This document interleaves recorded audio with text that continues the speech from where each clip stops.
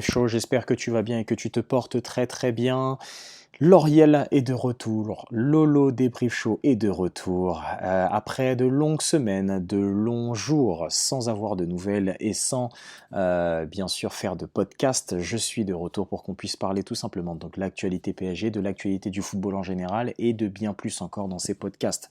J'espère en tout cas que tout va bien pour toi. Je suis désolé si tu n'avais pas eu mon podcast habituel de ces derniers jours, de ces dernières semaines, mais je suis là, I'm back. En tout cas, on va bien sûr rentrer un petit peu plus dans ce qu'il s'est passé. Le Paris Saint-Germain s'est imposé 3-0 au Parc des Princes contre le RC Strasbourg à domicile, avec un but de Kylian Mbappé, un autre but de Carlos Soler et le dernier qui sera marqué par Fabian Ruiz. Un match maîtrisé, une qualité technique très bien faite par les Parisiens, qui se rassure énormément après bien sûr le match contre Marseille, mais la défaite qu'il y a eu malheureusement en Ligue des Champions avant la trêve internationale. Mais surtout, malgré ça, on se rassure énormément avant la double confrontation qu'il va y avoir contre le Milan AC. La première qui va se passer mercredi prochain au Parc des Princes et l'autre qui se passera à San Siro du côté de Milan. Pour rentrer un petit peu plus dans le sujet, comme d'habitude, dans ce débrief, on va faire point par point, joueur par joueur. On va rentrer un petit peu plus dans le débat, voir ce qui s'est passé. Mais avant de commencer par bien sûr la composition d'équipe actuelle, à souligner, et c'est sur ce je vais énormément appuyer aujourd'hui, c'est au moment où vous écoutez ce podcast, moi je suis très content de cette victoire pour une seule raison, c'est la rotation gagnante qu'il y aura eu de Luis Enrique. On aura vu un Paris Saint-Germain qui, il y a quelques années, après des retours de Ligue des Champions, après des retours de trêve internationale, un Paris Saint-Germain qui était très poussif, un Paris Saint-Germain qui avait du mal dans la rotation de ses joueurs, là où énormément on disait, oui, est-ce que certains joueurs ont le niveau, est-ce que c'est une équipe B, est-ce que c'est une équipe C', voire D', est-ce que certains joueurs peuvent jouer dans ce type de Paris Saint-Germain-là, et bien là en fait on se rend compte que bien sûr que ces joueurs-là peuvent jouer dans ce Paris Saint-Germain-là. Pourquoi ? Parce qu'il va y avoir l'appui du jeu. Le jeu, le système qui est mis en valeur par Luis Enrique va faire en sorte que tout le monde puisse, en tout cas, s'il n'est pas mauvais, sera moyen, voire médiocre. À noter que dans la composition de départ, et on va rentrer un petit peu plus dans ça, Ousmane Dembélé n'était pas titulaire, Randal Kolo Muani n'était pas titulaire, on avait Achraf Hakimi qui n'était pas titulaire, Milan Skriniar pas titulaire, Ugarte pas titulaire, Nuno Mendes absent, Marco Asensio absent, Kipembe absent et Warren Zaïre-Emery qui a été absent. Donc au final, tu avais quasiment, on va dire, la moitié, voire un petit peu plus de tes titulaires qui n'étaient pas présents sur le terrain. Et malgré tout, le visage du Paris Saint-Germain, avec l'appui du jeu et l'appui du système, aura été très bonne. Moi, je suis content de ce match-là, puisque c'est un match où il y a peut-être quelques années, peut-être même l'année dernière, ou encore même il y a 2 ans, on se serait mis soit en difficulté à le perdre, soit peut-être limite à faire match nul à domicile. Et là, on a vu qu'avec l'appui du jeu, avec même un Strasbourg qui n'est pas, bien sûr, dans ses standards habituels, on a réussi à avoir de l'impact technique, on a réussi à avoir de l'impact physique, on a réussi à avoir de l'impact athlétique et on a su être présent aujourd'hui là où le Paris Saint-Germain avait été absent il y a quelques années. Donc c'est pour ça que je vais souligner énormément ce qui s'est passé et ce qui a été vu par Luis Enrique, et je suis très content de cette victoire. On va pas non plus s'enflammer, hein, c'est pas ça qui va nous donner le titre, mais il faut surtout sortir du positif. Ne nous emballons pas, mais sortons du positif avant de passer à autre chose. Allez, on commence directement par la composition des équipes. Composition des équipes aujourd'hui qui était un petit peu bizarre. Je ne vais pas vous mentir, moi j'étais au taf, donc j'ai commencé à regarder un peu le match, etc. Dès que j'allume, et je vois les joueurs sur le terrain, je vois la composition, je vois un espèce de 3-3-3-3-1 ou un 3, enfin bref, ou un 4-2-4, enfin, et je me dis mais qu'est-ce qu'il fait? Je vois des Carlos Soler arrière droit, des ci, des ça, etc. Et au final, ça a bien marché. Déjà, la première chose, Gianluigi Donnarumma, on ne va pas forcément parler sur son match, il n'a pas eu grand-chose à faire, il aura été présent là où il était présent. Sur le but qui a été refusé hors jeu de Motiba, il n'était pas si, il n'a pas été inquiété et c'est pas forcément de sa faute, ça a plus été un problème de marquage, surtout au deuxième poteau puisqu'il s'est retrouvé tout seul, Motiba, pour pouvoir allumer à bout portant Gianluigi Donnarumma. Donc on va passer le cas de Donnarumma. Par contre, on va passer sur le cas de la défense centrale. La défense centrale où aujourd'hui on a vu un Marquinhos et un Danilo Pereira qu'on a déjà vu bien sûr dans les années précédentes et dans les mois précédents, qui avait donné satisfaction à certains moments et puis qui nous avait donné des doutes, et bien là moi j'ai eu satisfaction. Première chose, c'est la complémentarité des gars. On a vu un Danilo Pereira qui était un peu plus au contact, là où on voit un Skriniar dans le même rôle. Et de voir qu'un Danilo Pereira avec un profil différent, donc qui va courir pour pouvoir couvrir dans son dos, c'est là où c'est le plus intéressant pour le PSG et c'est même gagnant-gagnant. Donc c'est pour ça que Luis Enrique, j'espère que tu vas le rentrer bien dans ton crâne, ne remets jamais, en tout cas plus jamais, deux mecs au même profil, au même poste. Ça ne sert strictement à rien, surtout en défense centrale, surtout en Ligue 1, avec des attaquants qui peuvent aller à 1000 à l'heure, qui sont puissants, techniques, rapides, physiques, tout ce que tu veux. Ça ne sert à rien de mettre deux mecs de même profil en défense centrale. Donc Marquinhos, Danilo Pereira dans l'axe, sur le côté droit, avec la surprise du chef, monsieur Carlos Soler, qui s'en tire avec bien sûr une passe décisive et un but, ce qu'il faut bien souligné. Lucas Hernandez sur le côté gauche, Fabian Ruiz dans l'axe avec Vitinha, et puis après devant, c'était le boucaquet. Je vais pas te mentir, désolé de parler comme ça. Donc on avait un Kang In Lee qui était un peu plus sur le côté droit, on avait Gonzalo Ramos dans l'axe avec un Kylian Mbappé qui essayait de dézonner, mais qui restait bien sur le front de l'attaque à essayer de couvrir un maximum de largeur, et on avait un Bradley Barcola qui était un peu plus sur le côté gauche et qui nous a fait énormément de bien. Allez, on va commencer directement avec la défense directement. Carlos Soler, bon, on l'a beaucoup dit, crème solaire, bref, je ne vais pas chercher énormément de surnoms. Carlos Soler aura fait un bon match. Voilà, c'est à souligner. Il aura fait un bon match, voire un très bon match contre une équipe de Strasbourg qui est peut-être faible, qui est peut-être moyenne, qui est peut-être médiocre, ce que vous voulez, mais il faut le souligner quand Carlos Soler fait un bon match. On l'a énormément descendu quand il n'a pas été bon. Là, il aura été très bon, que ce soit dans la projection, donc ça aura été une très bonne idée de le voir de ce poste-là. Et maintenant, la question se pose, c'est est-ce qu'on doit sauter Hakimi ou... En vrai, je ne vais pas le dire. Non, je rigole. En vrai, je rigole énormément, je rigole, hein, bien sûr avant qu'on m'attrape le col et que tu dises «Ah tu veux chercher des Hakimi, des trucs comme ça». Non, c'est bon les gars, tranquille.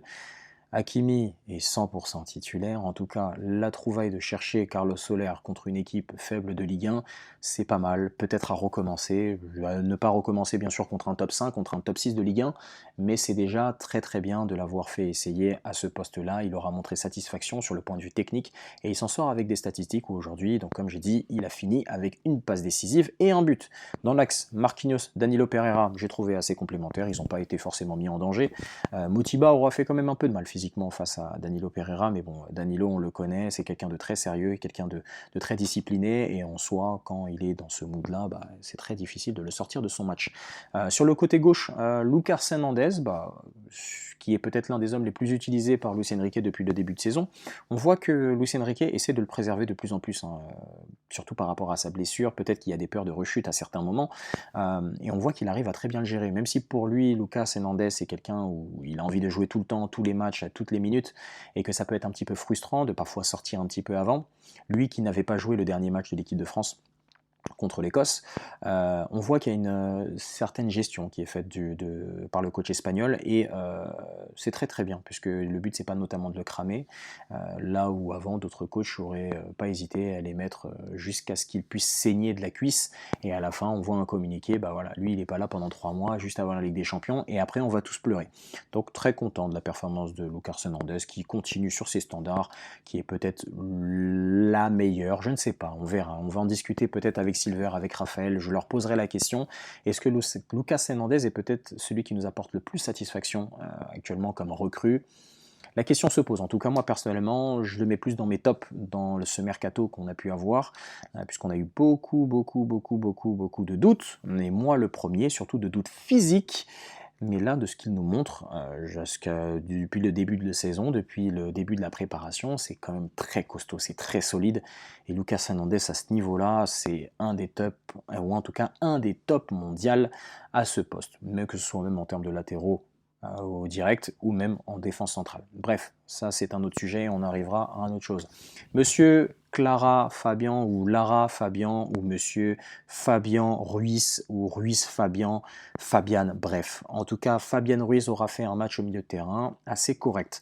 À quelques moments, il nous aura fait peur avec des pertes de balles, des passes parfois à l'adversaire, ce genre de choses, mais dans l'orientation du jeu, quand on lui demande de jouer simple, et qu'il a la projection, qu'il a la qualité pour pouvoir préparer ses attaques, de pouvoir orienter à droite à gauche, on voit que c'est un très beau joueur avec une très belle qualité. Il a la capacité aussi de projection et qui lui a valu ce but-là avec un très beau crochet dans la surface, vraiment, et un extérieur pied gauche qui aurait été fait pour pouvoir marquer son premier but. Eh bien, on voit en fait que Fabien Ruiz, quand même, ça reste un joueur qui, quand il est utilisé correctement, ça peut faire l'affaire et ça peut être pas mal. Maintenant, toujours à voir qu'est-ce que ça peut donner à des niveaux qui vont être bien plus hauts, mais moi je reste satisfait du match qu'il a fait, ça reste Strasbourg, ça reste bien, et soyons contents plutôt que de dire «Oh oui, mais on attend quand même, si ça...» Non, soyons positifs, c'est une bonne victoire, les mecs se mettent en confiance avant la double confrontation contre Milan AC, et c'est très bien, c'est des joueurs qui vont être dans la rotation, qui vont être dans la concurrence, et c'est le plus important. À côté de lui, on a eu Vitinha qui aura fait un bon match juste à côté, qui aura fait un match costaud, solide, un peu dans la neutralité, mais qui n'aura pas été aussi mauvais que les autres, et qui n'aura pas été plus qu'excellent, mais on voit un Vitinha pour moi qui s'affirme de plus en plus dans ce 11 et on voit quand il n'est pas là et on voit quand il est là. C'est là la différence que j'aimerais voir. Notamment avec son match qu'il avait pu faire juste avant la trêve, où on a vu que bah, voilà, quand Vitinha n'était pas là, sa rentrée avait fait du bien.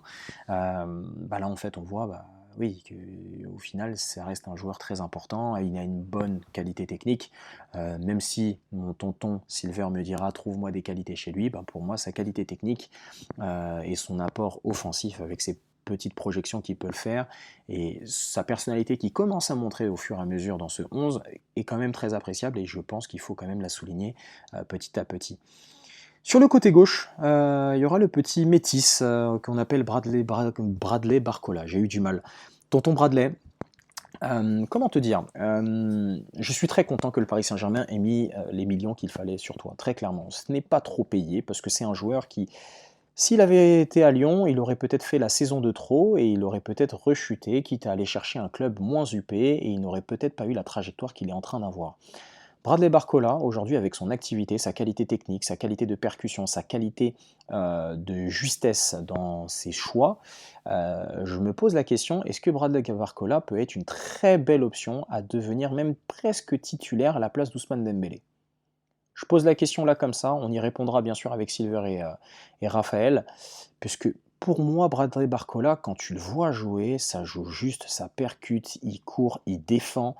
Ça fait du bien. Le mec est jeune et franchement, de le voir jouer sur ce terrain avec le Paris Saint-Germain, qu'est-ce que ça fait plaisir, puisque si, imaginez-vous que Lyon était en bonne forme, qu'est-ce que ça aurait donné? Euh, il aurait pris, l'année prochaine, il aurait valu 90 millions. Voilà, voilà. Si on commence à s'échauffer en se disant oui, bah lui, on l'a acheté Colomoni pour 15 buts, lui, il aurait valu 90 millions à Lyon, très clairement. Si Lyon avait fait une bonne saison et si Lyon était en forme. Donc en soi, c'est une très bonne recrue. Continue comme ça, mon gamin, personne va te toucher, comme dirait la référence. Mais bon, après, vous savez et vous connaissez. Kylian Mbappé, à côté de lui, aurait fait un match dans ses standards.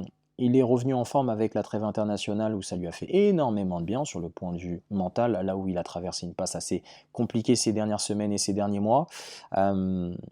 Voilà, un Kylian Mbappé qui en soi n'a pas été plus étincelant que ça, mais il aura fait mal à chaque fois qu'il aura eu le ballon puisqu'il avait l'envie, il n'a pas trop décroché, ce que je n'aimais pas sur ses derniers matchs. Et en fait, on voit qu'un Kylian comme ça, c'est minimum un but, une passe D à chaque match. Et un but, une passe D à chaque match, je ne veux pas vous mentir qu'il y a 38 matchs dans la saison, 38, 37, 38, 37 à peu près, 38 matchs dans la saison. Vous rajoutez à peu près 6, ouais, à peu près 6 matchs de Ligue des Champions, plus des matchs d'équipe de France, ouais, donc si on fait les comptes, normalement, il va finir peut-être minimum à 50 buts à la fin de la saison. C'est quand même exceptionnel. Et peut-être il va faire un double-double avec un 50-20, 50 buts, 20 passes décisives, ce qu'il nous avait fait normalement il y a, je crois, c'était il y a 2 ans. Il avait fait cette statistique-là qui était énorme et ce qui était l'une de ses meilleures saisons sur le point de vue individuel et qu'il avait faite avec sous Mauricio Pochettino. À côté de lui, un Gonzalo Ramos qui aura pesé un petit peu plus sur la défense, un petit peu plus en retrait. J'ai un peu mal pour Gonzalo Ramos parce qu'il me... C'est frustrant, j'ai envie de le voir réussir, il a plein de bonnes envies, il court beaucoup, il fait les efforts, il essaye de peser sur la défense, techniquement, tactiquement, il joue juste, ou en tout cas mieux qu'un Randal Colomoni à l'heure actuelle. Et c'est frustrant de ne pas le voir marquer, de ne pas être récompensé, de ne pas finir les matchs, de ne pas faire les 90 minutes. J'aurais aimé voir un Gonzalo Ramos vraiment du début jusqu'à la fin et je veux continuer à le voir. J'espère qu'il pourra être titulaire contre le Milan puisqu'il va falloir quand même tenir cette défense centrale qui peut nous faire mal si on n'arrive pas à avoir un point de fixation devant et surtout que Mbappé est très très bon et on l'aura vu surtout entre la première et la deuxième mi-temps quand il y a un point de fixation sur la défense centrale. On a vu que quand Ramos essayait d'occuper pas mal les défenseurs centraux, eh ben en fait, on voit que Mbappé est assez libre, il peut bouger à la fois à droite et à gauche, ce qu'il a fait, et en première mi-temps, et où il a été le plus dangereux. Alors qu'en deuxième mi-temps, quand on a vu qu'un Randal Kolo Muani était un petit peu plus avec la jugeote et qui malheureusement en plus ne réussissait pas grand-chose, en fait on voyait un Kylian Mbappé, on le voyait pas du tout. Donc du coup cette complémentarité-là en fait entre ces joueurs-là, et on arrivera sur un autre sujet peut-être plus tard, peut-être dans un autre podcast, est-ce qu'il y avait vraiment une complémentarité entre Dembélé, Randall, Gonzalo Ramos? La question se pose. Moi, personnellement, je demande encore à revoir et je leur laisse du temps. Il ne faut pas oublier que ce Paris Saint-Germain est en pleine période de reconstruction, donc il faut prendre du temps sur tous les points. Et au final, ça va arriver. Prenons le temps, on va devoir faire les choses tranquillement et sans souci, sans problème. Et puis pour terminer, bah, on a un petit Kang In Lee qui revient tout simplement de retrêve internationale avec la Corée, où il aura gagné les Jeux asiatiques. Et au final, bah, il aura été bon. Il aura été bon. Bon, j'ai été un petit peu déçu quand je l'ai vu sur le côté gauche, sur le côté droit, pardon. Et j'aurais plus voulu le voir à la place d'un Vitinha pour voir un peu dans l'organisation du jeu. Il aura récupéré pas mal de bons ballons, notamment le ballon qu'il récupère sur le but de Fabian Ruiz, là où il y a l'ouverture avec Ousmane Dembélé qui provoque, qui va donner après récupéré par Carlos Soler et qui va envoyer Fabian Ruiz faire son crochet et l'ouverture avec son pied gauche extérieur. Donc au final, on aura vu un Kang In Lee bon, mais voilà, je demande à revoir. Je demande à revoir. Là, on sent qu'il a des jambes, on sent qu'il est bien, on sent qu'il est un peu plus soulagé, puisqu'il y avait toujours ces histoires avec, bien sûr, les militaires et le camp qu'il doit faire avec la Corée et qu'il a réussi à éviter grâce à cette victoire dans les Jeux asiatiques. Donc au final, voilà, je demande à voir s'il va être titulaire, s'il va avoir un impact aussi dans le prochain match. Est-ce que Luis Enrique va tenter de pouvoir le mettre face au Milan AC? Toutes ces questions-là, bah, on va pouvoir se les poser tranquillement. Et puis, il y a eu ces joueurs titulaires qui ont fait un bon match. Et puis j'ai envie de parler, bien sûr, aux rentrants, où il y aura quand même eu pas mal de choses. Il y a quelques jours, sur Paris Central, j'avais fait une petite interview, donc mon retour, et il y avait une question qui avait été posée par Tonton X qui nous disait quel est le joueur, c'était pas Tonton X d'ailleurs, c'était Tonton Central, à qui je passe un gros salut. Cette question de quel est le joueur qu'on cherche exactement, ou que vous cherchez à voir un peu plus dans la rotation, ou rentrer un petit peu plus dans les matchs? Et moi j'avais dit Cherendo. Cherendo est rentré, bon, voilà, on sent qu'il est encore jeune, on sent qu'il faut qu'il s'affirme. Là, ça a été quoi, son peut-être deuxième ou troisième match de la saison, ce qui n'est pas énorme. Donc à côté, il n'y a que des entraînements, donc il n'y a pas forcément énormément de rythme, il n'y a pas d'automatisme. Et surtout quand on rentre dans des équipes qui sont un peu sans dessus-dessous, où ça court dans tous les sens, ben, on ne voit pas forcément l'impact et on n'arrive pas à juger correctement. Donc j'attends de voir. La très grosse surprise de voir Layvin Kurzawa rentrer, hein, on le voit très bien, il a été un petit peu hué à sa rentrée au Parc des Princes, puis au final il a été applaudi à chaque fois qu'il a eu des prises de balles, etc. Ce qui a été, et ce que je salue aussi du Parc des Princes, puisque ça reste un joueur du Paris Saint-Germain, même si on l'aime ou on ne l'aime pas.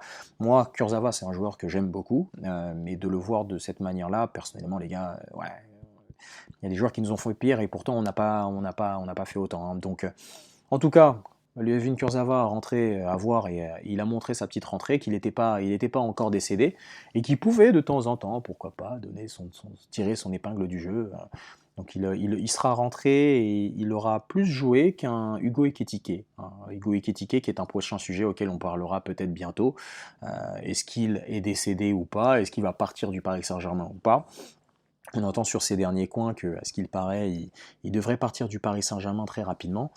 Donc à voir comment ça va se passer. Nordi Mukiele qui revenait un petit peu. Hein. On m'avait attrapé par le callback. Oui, Nordi, t'avais dit que normalement, il allait jouer à la place de Hakimi, je sais pas quoi.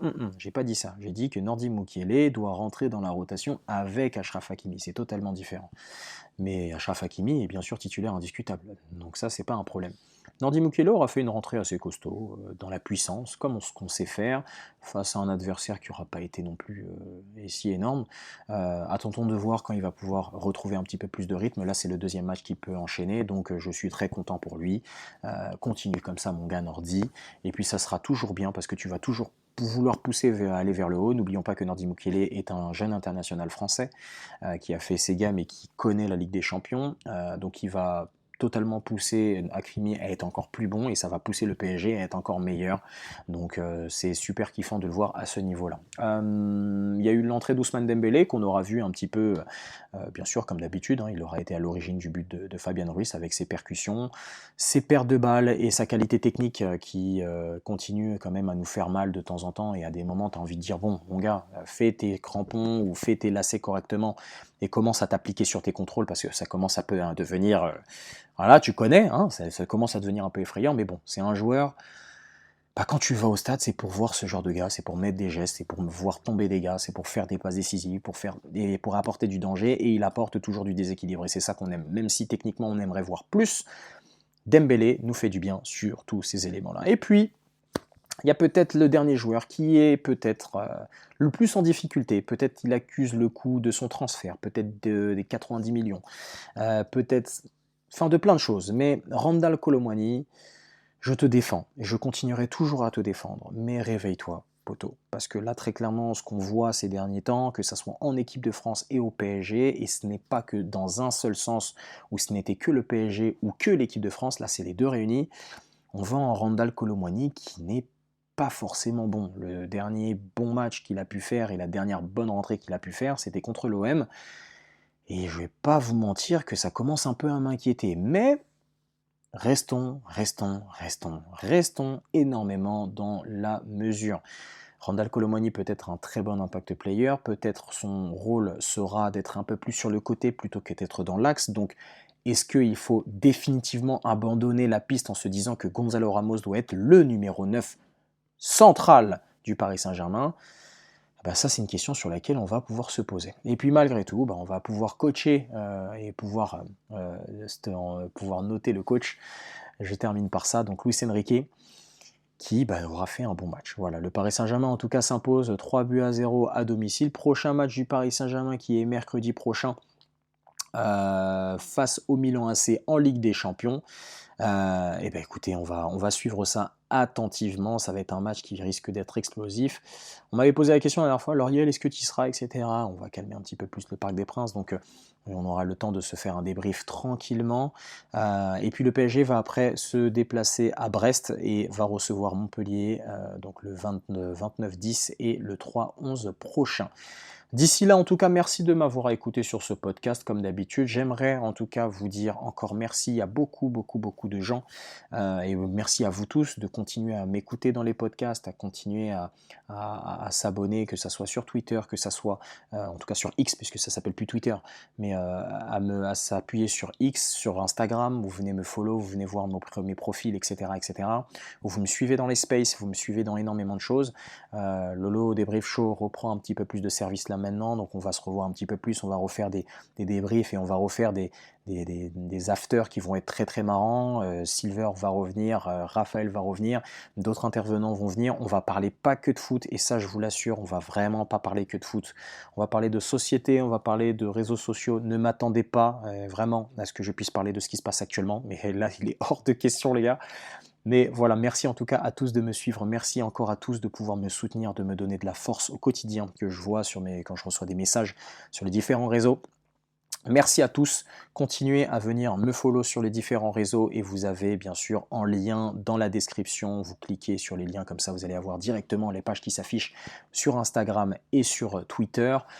Si vous recherchez correctement vous me trouverez après sur plein d'autres réseaux, mais voilà, venez me suivre sur ces réseaux-là, c'est là où je vais être le plus actif, c'est là où je vais reprendre du service, c'est là où je vais pouvoir vous faire plaisir. Bien sûr, si vous kiffez le concept, n'hésitez pas à noter, à venir me dire dans les commentaires, à venir partager, me dire ouais Lauriel, j'ai kiffé, j'aimerais bien participer, comment on fait, etc. Vous inquiétez pas, vous m'envoyez juste ce message là où j'aimerais bien participer et moi je vous contacte par derrière, on se trouve un créneau Et puis on va se faire ça tranquillement et on va se faire un podcast, on va être tous ensemble. En tout cas, merci pour la force que vous me donnez, continuez comme ça. Ici c'est Paris, et puis pour ceux qui n'aiment pas le PSG, ici c'est le football. Merci en tout cas de m'avoir suivi sur le Lot Débrief Show, prenez soin de vous et à très bientôt. Ciao ciao.